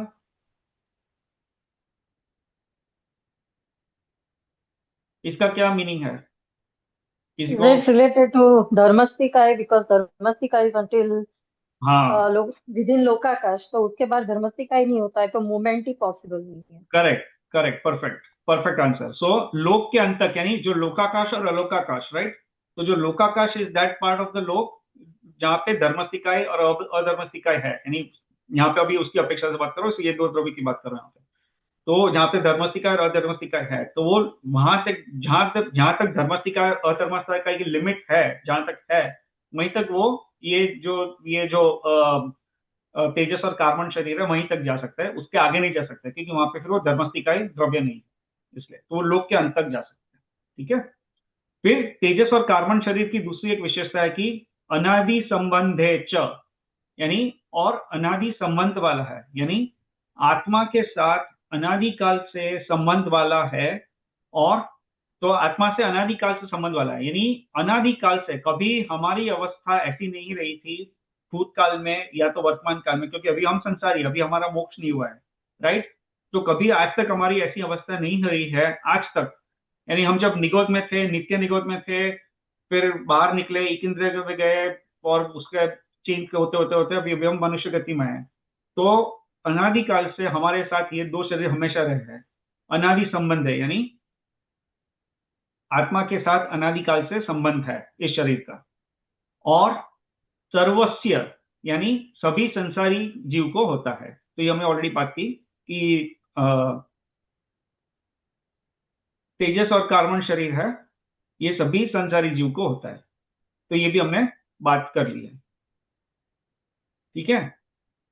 तो तेजस और कार्बन शरीर अरूपी नहीं है?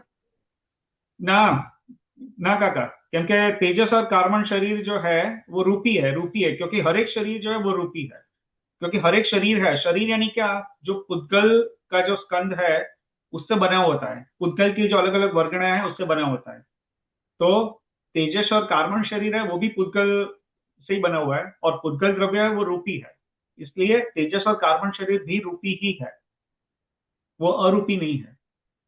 परंतु उसमें ऐसी विशेषताएं है कि वो उसमें कोई उसको कोई ऐसी कोई कोई वस्तु है उसको बाधा नहीं पहुंचा सकता, यानी उसको कोई भी वस्तु से पास हो सकता है। परंतु शरीर जो है वही पुद्गल, उसका शरीर का मीनिंग ही है कि जो पुद्गल स्कंद से बना हुआ है, जो अपने आत्मा से जुड़ा हुआ है इन फॉर्म ऑफ सम पुद्गल द्रव्य, राइट?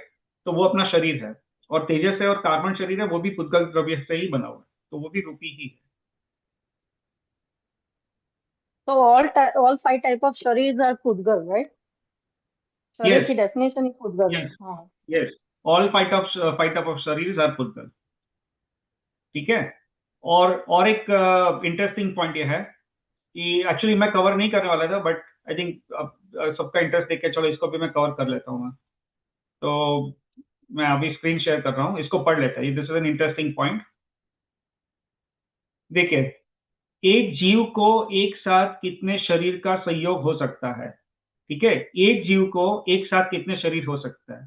तो इसको हम पढ़ लेते हैं कि जीव को संसारी अवस्था में, यानी ये संसारी अवस्था की बात चल रही है, तो जीव को यानी संसारी अवस्था में एक साथ कम से कम 2 और अधिक से अधिक 4 शरीर का संयोग हो सकता है। इसका विवरण इस प्रकार है। मनुष्य, साधारण और तिर्यंश को औदारिक, तेजस और कार्बन 3, तो हमने ये बात कर ली कि हमारे कितने शरीर है, तो हमारे 3 शरीर है। एक हमारा औदारिक शरीर है जो अभी दिख रहा है हमें, और फिर तेजस और कार्बन शरीर ये 2, तो ये टोटल 3 शरीर है हमारे जैसे मनुष्य और तिर्यंश गति के जीव को होता है। फिर देव और नारकी को वैक्रिय शरीर होता है, उसको औदारिक शरीर नहीं होता है, वैक्रिय होता है, और उसके साथ तेजस और कार्बन, तो देव और नारकी को भी 3 शरीर होता है, लेकिन उसको औदारिक नहीं होता है, वैक्रिय शरीर होता है। तो वैक्रिय, तेजस और कार्बन ये 3 शरीर देव और नारकी को होता है। फिर आहारक वृद्धिधारी मुनिराज को औदारिक, तेजस, कार्बन और आहारक ये 4 शरीर होते हैं। तो ये वृद्धिधारी मुनिराज जो आपने बात की, तो हमने उसके थोड़ी चर्चा की थी। तो जो रिद्धिधारी मुनिराज है उसको अपना, जैसे मनुष्य का जो औदारिक शरीर है, तेजस और कार्बन, ये 3 तो होते ही है, और साथ में आहारक शरीर है, ये चौथा भी होता है, तो ये 4 शरीर होता है। और विग्रह गति में तेजस और कार्बन ये 2 शरीर होता है। विग्रह गति, विग्रह गति यानी, विग्रह गति का क्या अर्थ होता है? जब soul is in transition from एक गति से दूसरी गति में। हाँ, transit, yes, when the soul is in transit. तो जब एक गति से, यानी यहाँ पे उसका अगर समझना है सिंपल वर्ड्स में, तो यहाँ पे जैसे मेरी यहाँ पे मृत्यु हो गई, ठीक है, तो एक समय, पहले समय में यहाँ पे मेरी मृत्यु हुई, और 4 समय के बाद मुझे वहां पे, मान लो कि वैमानिक देव में उत्पन्न होना है, वैमानिक देव में उत्पन्न होना है, तो मेरा क्या होगा कि जिस मोमेंट पे यहाँ पे मेरी मृत्यु हुई, मेरा आत्मा यहाँ से फिर अपने शरीर को छोड़ेगा और वो निकलेगा, and it will start travelling, it will start traveling towards the point where it has to take birth in the next bhav, right? तो नेक्स्ट, और उसका काल बहुत छोटा होता है, यानी मैक्सिमम कुछ 3 या 4 समय है उसका, 4 समय है if I am not mistaken, maximum तो 4 समय है। तो मैक्सिमम 4 समय, ऐसा नहीं कि 4 समय लगेंगे कि यहाँ से मृत्यु हुई और वहां पे जन्म लेने में, लेकिन मैक्सिमम 4 समय, ठीक है। तो 4 समय is the smallest unit of time in Jainism, right? तो मैक्सिमम 4 समय, तो यहाँ पे जो in the time when my soul is travelling from यहाँ से अर्थ, ये मध्य लोक से वहां पे वैमानिक देवलोक में जहाँ पे मुझे उत्पन्न होना है, वहां पे जन्म लेगा, तो उसके बीच का जो टाइम है जहाँ से जो आत्मा यहाँ से ट्रैवल करके वहां तक पहुंचता है, तो that is the transit mode, transient state, right? और वो ट्रांजिएंट स्टेट है, उसको विग्रह गति कहते हैं, ठीक है। तो वो ट्रांजिएंट स्टेट को विग्रह गति कहते हैं। तो यहाँ पे क्या कहा कि जो विग्रह गति में जब जीव होता है तो उसको 2 शरीर होते हैं, और वो है तेजस और कार्बन। तो इवन विग्रह गति में तेजस और कार्बन शरीर रहता है, ठीक है। चलिए, तो अभी अपनी जो ओरिजिनल जो गाथा है वापस उसको एक बार पढ़ लेते हैं। तो गाथा है, उसमें क्या कहा कि जो मूल गाथा है इसमें ये कहा कि आचार्य ने कि जो वर्ण रस पंच गंधा 2 फासा 8 निश्चया जीव है, यानी ये वर्ण रस गंध और स्पर्श ये जो है निश्चय से जीव में नहीं है, इसलिए जीव जो है निश्चय से अमूर्तिक है, राइट, अरूपी है, परंतु व्यवहार से कर्मबंध वाला है। और उसमें इस तरह से ये 2 शरीर है उसकी बात की, जो तेजस शरीर और कार्बन शरीर, ये जो पुद्गल से बना हुआ है, वो हमेशा हमारे साथ आत्मा से जुड़ा रहता है संसारी अवस्था में, जब तक हम मोक्ष में नहीं जाते तब तक, जब तक हम सिद्ध अवस्था को प्राप्त नहीं करते तब तक। तो इसलिए उपचार से, व्यवहार से, यहाँ तो मैं कहूंगा उपचार से जीव को मूर्तिक कहा है, इस वजह से, क्योंकि जीव ये मूर्तिक, जो कि बंध कर्म से बंध वाला है, इसलिए जीव को यहाँ पे मूर्तिक कहा है। तो इसका जो फाइनल, अभी इसका क्या, इस गाथा से हमें क्या इन्फ्रेंस लेना चाहिए, तो वो एक बार एक फाइनल डिस्कस कर लेते हैं। तो इसको जब हम अपने स्वरूप का चिंतन करें, राइट, हम जब अपने स्वरूप का चिंतन करें, तो हम लोग देख रहे कि अरे यार, मैं अभी थोड़ा धूप में बहुत गया हूँ, मैं काला हो गया हूँ, तो अभी मुझे थोड़ा गोरा होना है, राइट। या मैं देखूंगा कि यार ये तो, इसकी तो हाइट बहुत ज्यादा है, अभी मुझे कुछ करना पड़ेगा मेरी हाइट बढ़ाने के लिए, राइट। तो ये जो है, ये मेरा स्वरूप नहीं है, ये मेरे, मैं जो दिख रहा हूँ, मैं आईने में जाके दिखता हूँ अपने आप को, और जो दिख रहा हूँ वो मेरा स्वरूप नहीं है। तो ये that is the important point यहाँ पे, उसका निष्कर्ष ये लेना है, क्योंकि मैं तो अरूपी हूँ, मैं अपने आप को देख ही नहीं सकता हूँ, क्योंकि मैं आत्मा हूँ, और आत्मा जो है वो अरूपी है, उसमें ना तो स्पर्श रस गंध और वर्ण, ये 4 क्वालिटीज में से कोई भी क्वालिटीज मेरे में नहीं है, मेरे यानी आत्मा में, मेरे जीवित अवयव में, आत्मा में नहीं है, राइट। तो मेरा स्वरूप ऐसा है। तो जब अपने स्वरूप का चिंतन करें, तो ये ना सोचे कि मैं अपनी हेयर स्टाइल को कैसे चेंज करूं, या मैं अपने आप को ज्यादा बुरा कैसे बनाऊं, या मैं ज्यादा ब्यूटीफुल कैसे दिखूं, ये जो है वो इम्पोर्टेंट नहीं है। वो सब व्यवहार से ठीक है, जो अपना व्यवहार चलता है ठीक है, बट निश्चय से तो अपना स्वरूप जो है वो मैं आत्मा हूं, और वो अरूपी है। तो वो वास्तव में तो मैं अरूपी हूँ, मेरा स्वरूप ऐसा है, मेरा आत्मा जो है वो मेरा असली स्वरूप है, राइट। वो एक समझना चाहिए। और इस तरह से सोचने से क्या होगा कि हमें जो है वो हमें जो द्रव्य है, जीव द्रव्य यानी आत्मा जो द्रव्य है उस पर हमारी दृष्टि पड़ेगी, ना कि हम जो पर्याय जो है, पर्याय में मैं कोरा हूँ, काला हूँ, लंबा हूँ, कम लंबा हूँ, जो भी है, वो शरीर से अपने आप को अपना स्वरूप ना समझे, आत्मा है उसको अपना स्वरूप समझे। राइट, तो निश्चय से ऐसा मानना चाहिए, ऐसा जानना चाहिए। तो इस तरह से हम सोचेंगे तो हमें सम्यक दर्शन के लिए ये कार्यकारी रहेगा। ठीक है, तो ये दो गाथा है, उससे हमने ये पूरा ओवरऑल समझा।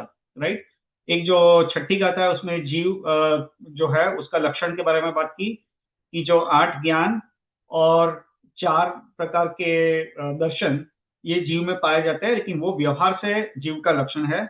निश्चय से तो जीव का लक्षण शुद्ध ज्ञान और शुद्ध दर्शन ही है। राइट, उसमें कोई भेद रूप नहीं है, ऐसा हमें जानना चाहिए। और जो उसके बाद जो 7th गाथा जो भी हमने पढ़ी, उसमें क्या कहा कि जीव अमूर्तिक है, यानी जीव अरूपी है, यानी जो आत्मा है उसमें इस तरह से स्पर्श, रस, गंध और वर्ण, ये 4 प्रकार के जो गुण है वो जीव में नहीं है, आत्मा में नहीं है, और वो हमारा वास्तव का स्वरूप, तो हमारा वास्तव में ऐसा वो हमारा सच्चा स्वरूप है। और परंतु उपचार से हम ऐसा कहते हैं कि जीव रूपी है। क्यों? क्योंकि जीव जो है वो पुद्गल, जीव का पुद्गल द्रव्य के साथ अनादिकाल से संयोग रहा है, इस शरीर के माध्यम से, तेजस और कार्बन शरीर के माध्यम से एटलीस्ट। और तेजस और कार्बन शरीर अनादिकाल से जीव के साथ जुड़े हुए हैं, और जब तक मोक्ष में नहीं जाएगा, इवन विग्रह गति में भी जो जीव रहता है तो उसमें भी तेजस और कार्बन शरीर जीव के साथ रहता है, इवन विग्रह गति में भी। तो उससे जीव जो है उसको उपचार से रूपी कहा गया है, पर परंतु वास्तव जो है वो तो अरूपी ही है। ठीक है, ठीक है। चलिए, तो अपना ये दो हो गया। अभी जो द्रव्य संग्रह की जो one of the most important गाथा है, one of the two most important गाथा है, वो अपने नेक्स्ट सेशन में आएगी। एक्चुअली नेक्स्ट सेशन में आई विल सी अपना एक गाथा ही शायद कवर हो पाएगी, क्योंकि अगर उसको ज्यादा डिटेल में गया और ज्यादा टाइम निकल गया तो एक गाथा कवर होगी, और अगर if you have enough time 45 minutes में एक गाथा कवर हो जाती है अप्रोक्सीमेटली, तो 2 गाथा हो जाएगी। तो उसमें क्या है कि अभी जो है जीव जो है, अभी जो नेक्स्ट 2 गाथा है उसमें क्या आएगा कि जीव करता है और जीव भोगता है।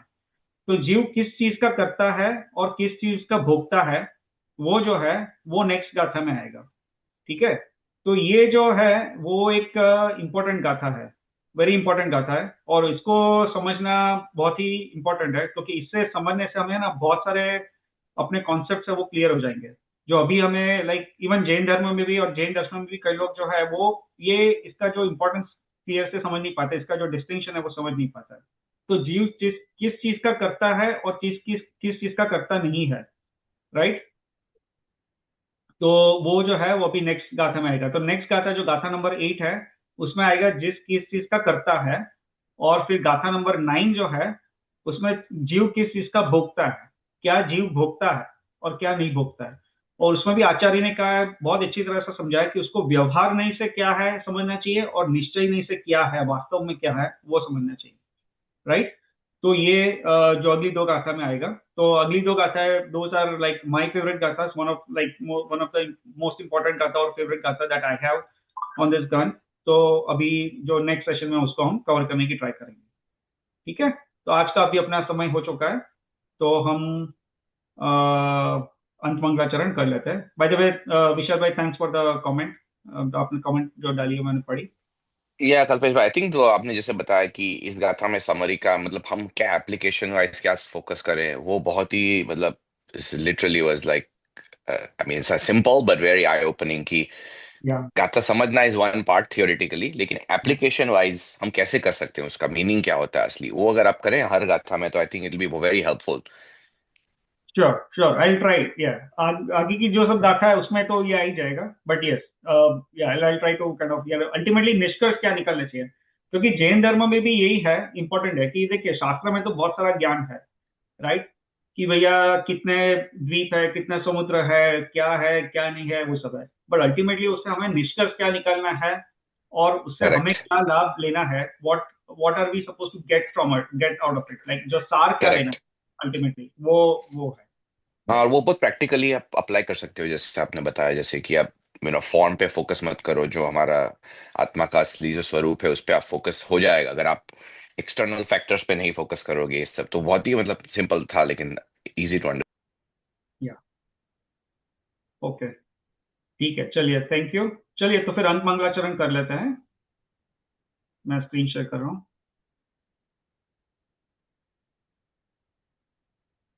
सर्वमंगल मांगल्यम सर्वकल्याणकारकम प्रधानां सर्वधर्माणां जैनं जयतु शासनम्, जैनं जयतु शासनम्। पलक जिनवाणी स्तुति कर रही हो तो। हम्म। निज निधि निज में बताई, यह अनंत उपकार है। इसके लिए जिन वाणी माँ को वंदना शत बार है। जावानी के ज्ञान से सूझे लोकालोक, सो वाणी मस्तक नमो सदा देता हूँ धोख। 9 टाइम्स नमोकार मंत्र, 9 बार।